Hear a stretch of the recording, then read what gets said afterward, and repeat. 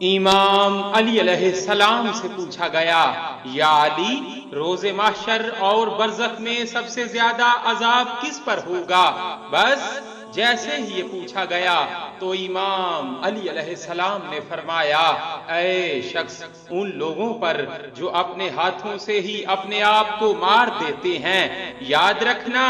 خودکشی کرنا ناشکری کی انتہا ہے۔ اللہ نے انسان کو زندگی صبر اور شکر کے لیے عطا کی تاکہ صبر اور شکر کا اجر اللہ روز محشر عطا کر سکے، لیکن افسوس جو انسان اللہ پر یقین نہیں رکھتے، مصیبتوں پہ صبر نہیں کرتے، نعمتوں کا شکر نہیں کرتے، وہ یہ بدترین قدم اٹھا کر اپنی دنیا اور آخرت تباہ کر دیتے ہیں۔ اے شخص، یاد رکھنا،